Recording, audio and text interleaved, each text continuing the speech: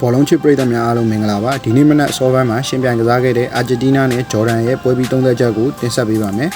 ပွဲဆော့ဆာခြင်းကနေအာဂျင်တီးနားကဘောလုံးပိုင်ဆိုင်မှုအပြည့်နဲ့ပွဲကိုထိန်းချောင်းထားနိုင်ခဲ့တယ်ဂျော်ဒန်ဘက်ကတော့ deep defensive block နဲ့ကာကွယ်ခဲ့ပြီး counter attack နဲ့ပြန်ပြီးတိုက်စစ်ဆင်မှုကြိုးစားခဲ့တယ်ဒါပေမဲ့အာဂျင်တီးနားရဲ့ကွင်းလယ်ထိန်းချုပ်မှုကအရန်ကောင်းတယ်ဘောလုံးပေးပို့မှုလည်းမြန်တယ်နေရာလို့ရှာတာလည်းကောင်းတယ်ဒါကအဓိကပွဲရဲ့ကွာခြားချက်တစ်ခုဖြစ်ခဲ့တယ်ဂျော်ဒန်ဘက်ကဘောလုံးရတဲ့အခါမှာပေးပို့မှုမလုပ်နိုင်ခဲ့တဲ့အတွက်အာဂျင်တီးနားဘက်ကဘေးတဲ့ကိုလွတ်လွတ်လပ်လပ်နဲ့လုံနိုင်ခဲ့တယ် one touch passing လေးတွေနဲ့ဂျော်ဒန်ရဲ့ခံစစ်ကိုတဖြည်းဖြည်းဖြတ်စည်းသွားတယ်ကျွန်တော်တို့ဂိုးတွေကိုကြည့်လိုက်မယ်ဆိုရင်ပတ်တန်တစ်ခုရှိတယ်အာဂျင်တီးနားရဲ့ပထမဂိုးကသူတို့ရဲ့ဘေးတဲ့ player နဲ့တစ်ဆင့်သွင်းယူနိုင်ခဲ့တယ်ဒုတိယဂိုးကလည်းဂျော်ဒန်ခံစစ်ရဲ့အမားကနေတစ်ဆင့်သူတို့သွင်းယူနိုင်ခဲ့တယ်တတိယဂိုးကိုတော့လူစားဝင်လာတဲ့စိတ်ကြီးမက်ဆီက free kick ကနေတစ်ဆင့်လှလှပပသွင်းယူပြနိုင်ခဲ့တယ်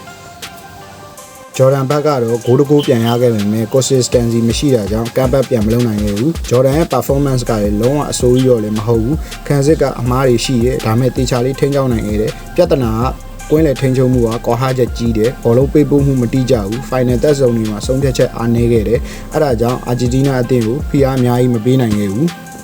အာဂျင်တီးနားအသင်းဘက်ကတော့ဂိုး3ဂိုးရပြီးတော့ ACC ပွဲကိုထိန်းကစားသွားတယ်ဘောလုံးပိုင်ဆိုင်မှုတန်ဖိုးအတင်ချအားလုံးကိုအာဂျင်တီးနားလောက်ပြသွားတယ်အဲ့ဒါကချန်ပီယံအသင်းတစ်သင်းမှာရှိတင်ရှိထိုက်တဲ့အရာတစ်ခုဖြစ်တယ်အဆုံးသက်အနေနဲ့ပြောရမယ်ဆိုရင်တော့အာဂျင်တီးနားက32သင်းအဆင့်ကိုတက်ရောက်သွားပြီးတော့ကိတ်ဗာဒီအသင်းနဲ့ရှင်ပြိုင်ကစားရမှာဖြစ်ပါတယ်ဂျော်ဒန်အသင်းကတော့အုပ်စုအတွင်းမှာတမန်မှမရလို့ဒီကမ္ဘာဖလားပြိုင်ပွဲကနေထွက်ခွာသွားပြီပဲဖြစ်ပါတယ်ကျွန်တော်တို့ channel လေးမှာကမ္ဘာဖလားပွဲတွေကိုနေ့စဉ်တင်ဆက်ပေးနေတာမို့လို့ like နဲ့ subscribe လုပ်ခဲ့ဖို့မမေ့နဲ့နော်ကြည့်ရှုပေးလို့ကျေးဇူးတင်ပါတယ်နောက်ဗီဒီယိုတွေမှာပြန်တွေ့ပါမယ်